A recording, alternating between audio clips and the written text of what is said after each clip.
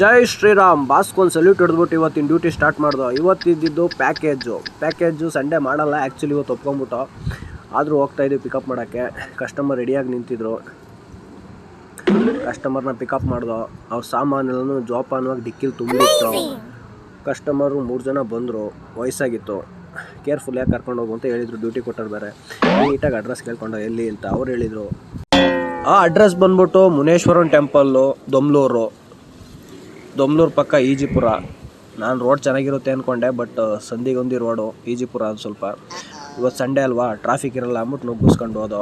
ಬಂತು ಟೆಂಪಲ್ ಕೊನೆಗೆ ಇವ್ರದೇ ಅಂತ ಟೆಂಪಲ್ ಅದು. ಕೆಳಗಡೆ ಹೋದೋ, ಪೂಜೆ ಗೀಜೆ ಎಲ್ಲ ಮುಗಿಸ್ಕೊಂಡು ನೀಟಾಗಿ ಅಲ್ಲೇ ಪಕ್ಕದಲ್ಲಿ ಎಲ್ಲ ಅಟ್ಯಾಚ್ ದೇವಸ್ಥಾನ ಇನ್ನೊಂದು ಐತೆ, ಅಲ್ಲಿ ಪ್ರಸಾದ ಕೊಡ್ತಿದ್ರು ಮಧ್ಯಾಹ್ನ. ಇವರೇನೆ ನೀಟಾಗಿ ಪ್ರಸಾದ ಎಲ್ಲ ತಿನ್ಕೊಂಡು, ಜೊತೆಗೆ ಮನೆಗೂ ಪ್ರಸಾದ ಕೊಟ್ಟರು. ಕಣ್ಣು ಕಾಯ ಇಸ್ಕೊಂಡು ನಮ್ಮ ಪಾಡಿಗೆ ನಾವು ಇವತ್ತಿನ ದಿನನ ಖುಷಿಯಾಗಿ ಶಿವನ ಪೂಜೆ ಮಾಡಿಕೊಂಡು ಮುಗಿಸ್ಬಿಟ್ಟು ಸಣ್ಣ ಅಷ್ಟರಲ್ಲಿ ಅಣ್ಣ ಯಾರೋ ಒಬ್ಬ ಮೇನ್ ರೋಡಲ್ಲಿ ಗಾಡಿನ ತಗ್ಲಾಕ್ ನಿಲ್ಲಿಸಿದ. ಅಲ್ಲಿ ನೋಡಿದರೆ 8 ಅವರ ಪ್ಯಾಕೇಜು 9 ಅವರ್ ಆಗೋಯ್ತು. ಇವತ್ತಿನ ದಿನ ಬರೀ ವೆಯ್ಟ್ ಮಾಡೋದೇ ಆಗೋಯ್ತು. ಅಂತೂ ಇಂತೂ ಖುಷಿಯಿಂದ ಇವತ್ತು ಡ್ಯೂಟಿ ಮುಗಿಸ್ತೋ. ಓಕೆ ಅಣ್ಣ ತಮಾಸ್, ಸಿಗೋಣ ಮತ್ತೆ. ಜೈ ಹಿಂದ್, ಜೈ ಕರ್ನಾಟಕ. ಧನ್ಯವಾದಗಳು.